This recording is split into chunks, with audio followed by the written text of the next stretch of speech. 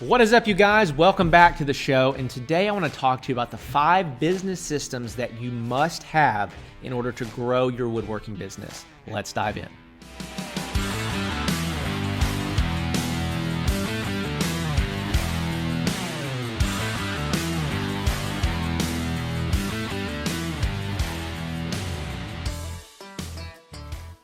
All right, well, welcome back. As always, I'm so honored that you would give me your time and your attention. It's your most valuable asset, and I don't take that lightly. So I really appreciate you tuning in. I hope this podcast, this YouTube channel is really helping you develop a strategy to grow your business. That's really the goal here. You know, a lot of people on YouTube, on podcasts are talking about the nuts and bolts, what tools to buy, what types of wood to use, things like that. But we really dive into the business principles and the business side of growing your handmade or your woodworking business. So if you have not done so yet, make sure you subscribe to this channel. I've got tons of videos, tons of content that's going to help you along your journey. So I want to talk to you today about the 5 business systems that you have to have in order to grow your woodworking or your handmade business. So I'm going to really quickly outline what these 5 are, and then I'm going to get into the details of each one. So number 1 is lead generation. Number 2 is lead nurture. Number 3 is sales. Number 4 is fulfillment. And number 5 is customer experience. Okay, so these are really the 5, I talk about this a lot, these are the 5 sub-businesses inside of every single business. It doesn't matter what kind of business you have. So number 1, lead generation. How am I going to get leads? Number 2 is lead nurture. How am I going to turn those potential leads into buyers? Number 3 is sales. What's the process that I'm going to use? And how am I going to get really good at sales and selling these people, okay? Number 4 is fulfillment. How am I, now that I've sold it, going to produce it? And then number 5 is, how do I create a beautiful customer experience so that people are ecstatic, they leave me positive reviews, and they tell their friends about me, okay? So let's dive into number 1, lead generation. You need a system for generating potential buyers for your business every single day of the year, okay? How am I going to generate new leads for my business? Okay, so I'm going to give you 5 ways that you can generate leads for your business. And you need to develop a system around 1 or 2 of these ways. You can do every single one of these if you want to. If really robust businesses, they do lots of different things, okay? So number 1 is word of mouth. Word of mouth. You know, a lot of you guys right now, that's where you're at. You're like, hey, I do have word of mouth business, but the problem with word of mouth, let me be super clear. Word of mouth is the best kind of business to get, but it's the most unpredictable kind of business to get. You have no control over who tells their friends about your business. So some months it's feast, some months it's famine. And I know that you guys listening right now that have been driven solely by word of mouth, you know exactly what I'm talking about. Okay? So we want positive word of mouth. We want word of mouth, but it cannot be your only source. Okay? So that's going to lead us into our other ones, but word of mouth. It shouldn't be the cake, it should be the icing on the cake to your business. Okay? So here's number 2 is paid advertising strategies. So that you have a system that you know that every dollar that I put into this advertising machine is going to generate $5, $10, $15, $20 in revenue. That is a system that you can repeatedly put money into and get money out of. That is how we've built our business, is paid advertising. We focus around branding, and then we focus on paid advertising. It's allowed us to scale, allowed us to grow, and really move the needle in our business to where just a few years ago we were doing $5,000 to $10,000 per month. We're now doing $50,000 to $60,000 to $70,000 per month. We've broken $100,000 a couple months in sales, and it's really changed the dynamic of our business. Okay, so paid advertising, we're doing this through, you can do a million forms of paid advertising. You can literally put your ad in the newspaper. You can get on radio. You can buy a billboard. You can do Google ads. You can do Facebook and Instagram ads. You can do TikTok ads. You can do Pinterest ads. You can do Etsy ads. There's 1,000 different ways that you can do paid advertising. So some of these are better than others, but that is one of the channels that you can use and develop systems around to grow your business. And if you find one that works, you can just spend more money and produce more money. Does it make sense? Hopefully it makes sense. Okay, so the third way to generate leads is that you don't even have to worry about it at all. You don't have to worry about generating leads by selling wholesale to established businesses that already do that for you. For example, let's say that you don't really know anything about paid ads, you don't want to, but you know that you build outstanding furniture, you know that you build outstanding home decor. Well, what you can do is you can go sign up and get your products on Wayfair, right? Or get your products on Etsy. Etsy, there's millions and millions and millions of visitors on Etsy every single month. So if your products are on there, well, you're not necessarily having to generate the leads for it, but you're using their influence, you're using Wayfair's influence to bring you buyers and bring you customers. So you sell wholesale, or you get on other platforms that are going to bring the leads to you, okay? Number 4 is influencer or affiliate marketing. So you're not necessarily having to build a channel to generate leads, but you're leveraging other people's efforts. So let's say that you build porch swings, and there is a person on Instagram that all they do is review and talk about porch swings. That's what they do. I've just made up this crazy example, but they love to sit outside. They post nature content. They're always in their porch swings, whatever. Well, what you do is you send them a porch swing for free and say, hey, for a shout out and for a review, I'll send you this porch swing for free, right? They get it. They've got 10,000 followers that also love porch swings and sitting outside, drinking their morning coffee. And she says, hey, I just got this new porch swing from XYZ company. It's the best porch swing I've ever had. Guys, here's a link to go buy it. I recommend it highly, blah, blah, blah, blah, blah. Well, now you've leveraged her influence to generate sales for your business, okay? And then number 5, this is the 5th system that you could create to generate leads, is that you go find a prime piece of real estate that there's lots of foot traffic, there's lots of people coming through there, and you set up a brick and mortar store. You already leverage where traffic already is to allow people to come into your store, okay? So lead generation, okay? Number 2, lead nurture. How am I going to warm these potential customers up to my brand and to my products? Well, I'm going to go through this really fast because this is going to be a long video if I don't.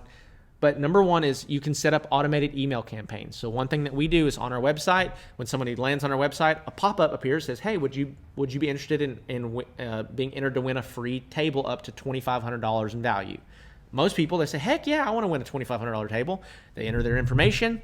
What that does is it triggers an automated email sequence that's going to go out to that person for the next 60 days. So I don't send an email every day, but I send an email every day for the first 5 days, and then day 5, day 10, day 15, day 20, so on and so forth until we get to 60 days. So what it does is it warms those leads up. So somebody that didn't know anything about me, saw one of my ads, went to my website, said, oh yeah, I want a chance to win a $2,500 table. Sure. Then they get an email sequence that warms them up. They now know about my brand. They now know about my products. They know about my family and my faith and what I stand for. And so they're more likely to know enough to make an informed purchasing decision. Okay, so automated email campaigns. Number 2 is retargeting ads. So let's say that somebody clicks on one of my ads. They've never heard of me before. They come to my business. They come to my website. They visit my Facebook page. They comment, like, share, something along those lines. Well, now I have another set of ads set up to just target the people that have already interacted with me. So a cold audience that didn't know anything about me, I'm showing ads to that cold audience. Some of those people are clicking. Well, then I have retargeting ads that I'm just hammering the people that interacted with those first ads, and they're getting more and more familiar with my brand. Okay, so retargeting ads. Messages, where you're sending, they're signing up for SMS messages, and you're sending them a text once a week talking about your latest product or your latest sale. Okay, and then the last one is just follow-up sequences, where you have a plan for following up and connecting with these people along the way. Okay, so that's lead nurture. Those are the systems you can build for lead nurture. Number 3 is sales. What is the actual sales process going to look like for my potential customers or clients? So there's a few different ways that you can sell. Okay, number 1 is they buy directly through your website. Okay, so if you're selling a low ticket product, say $500 or less, and you do a great job branding, they can go directly to your website. They can place an order. Every once in a while, guys, we sell custom furniture. Our average order value is $3,000 or $4,000. Every once in a while, we will have an order that just comes through on our website that they didn't talk to anybody.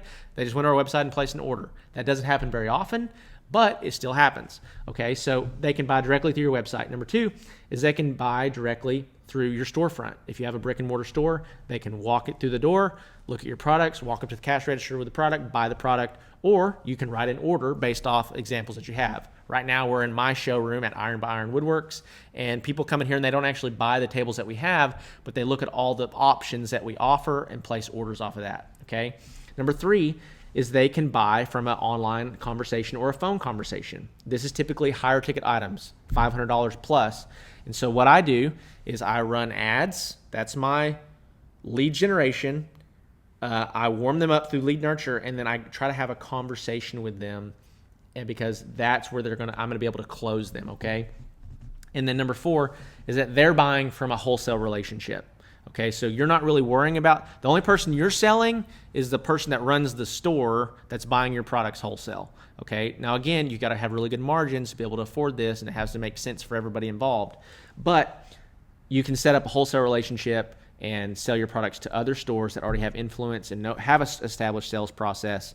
And so that will generate business and sales for you. Okay, we're through 3. Hopefully you're staying with me. Hopefully this is beneficial and it's helping. If so, smash that subscribe button, and let's jump into number 4. Number 4 is fulfillment. So how am I going to fulfill on the promises that I've made and get all these products manufactured and shipped out to these customers? So there's 3 ways to do this. Okay, number 1 is you're going to do it yourself. You have to build everything yourself. Okay, you can do this up until about $15,000 a month or $20,000 a month. After that, you're going to be working 80 hours a week. You're going to burn yourself out. I don't recommend it. So that's number 1. You do it all yourself. Number 2 is you build a team. Right? So I've got employees that I start hiring. I've got employees that are helping me run the business and manufacture what we're doing. Okay. Again, we always do this after we establish a sales volume. So we don't want to bring a bunch of employees on and get a bunch of people in if we've only had 1 month of like decent sales. We want to have repeated months of like, okay, I know that this thing is growing and I have faith that it's going to continue to grow based on the systems I've established with lead generation, lead nurture, and sales. So then I'm going to support it with fulfillment. Okay. So that's number 1 and number 2. And then number 3, this is kind of unique that a lot of people don't know about, is outsourcing. So you could literally, guys, you could start a brand. You see this a lot with supplement companies. You see this a lot with clothing and apparel companies, where they will start a brand and say, we are XYZ brand. What they do is they don't actually make any of that stuff themselves. They have third-party companies that are making the products. They have third-party companies that are producing it, putting their labels on it, and then they're selling it. So they actually, the only thing that they're focusing on is really lead generation, lead nurture, sales, and then they probably have a say in the product, but they're not actually making it themselves. And so they're working with another company to make the product for them. So we outsource. So we have somebody else that's doing all the fulfillment, like an independent contractor. This is like somebody else that is doing all the work. This is also known as private labeling. So you could start a woodworking business to where you literally didn't make any of it yourself. I don't necessarily recommend that, but you could do it. It's very possible. And so that's number 4, fulfillment. These are the systems that you can use to develop and grow this business. And then number 5, lastly, is customer experience. So you need to have business systems around a great customer experience. So the question that we're trying to answer is, how am I going to make sure that customers have a great experience, leave positive reviews, and then tell their friends about me? Well, there's really 3 ways that we do this. Number 1 is we establish communication rhythms with our clients and with our customers. Whether people are buying low ticket items from you or real seriously high ticket items, there needs to be a cadence of communication that you have with that client. Let's say that you go like this right here that I'm wearing. This is builtbasics.com. I love their clothes. I love the way that they fit. I love their branding. It's excellent. So when you go on their website and you buy an article of clothing, you're going to get an email automatically that says order number blah blah blah blah blah. We received your order. We will let you know when it ships. You should expect it to ship in 3 to 5 business days. Okay, when it ships, I get another automated email. Your product is shipped. And then when it hits my city, I get another email that says your product is out for delivery. Right? And then after it's been delivered, I get another email that says, do you love your product? If so, go leave us a review, right? So that is a communication rhythm that builtbasics.com has set up with its clients or its customers, okay? You can do the same thing regardless of what business you're in, okay? Number 2 is setting clear expectations. So half the time we run into problem with customers, and customers don't have a great experience because they were thinking something and we did something totally different, right? And we thought we were doing the right thing and they thought what they expected was the right thing. So we just want to set clear expectations up front. If you're a woodworker, handmade business owner, it's probably going to take you time to make whatever you make. So we just when they place the order, we want to communicate with them and let them know that. Say, hey, right now we've got about 40 or 50 orders in front of you. So it's going to be about an 8 to 10 week lead time. We'll be sure you're not going to hear from us for 8 weeks, but when it comes time for us to make your order, we're going to reach out, confirm all the details of your order, make sure that we got our T's crossed, our I's dotted, and that we're moving forward with confidence, right? It gives them clarity around what to expect from your company, okay? And then lastly, the third way that we make sure that we have a great customer experience is that we just have a great product. Guys, if your product stinks, you can do all this right, and they're going to get the product and be like, man, this is not what I was hoping for. And so we want to make sure that we really do a great job with quality control, that we don't let anything out of the shop or out of our hands that we don't put our personal seal of approval on. And this is something that as you begin to create more leverage in your business, that you should keep your hands on longer than everything else. Okay, you can eventually outsource that too, to where you've got a shop lead or shop manager that's quality controlling what you have. If you get big enough, you can have a person that all they do is quality control, right? So, but these are the 5 business systems that you need to grow your woodworking or your handmade business.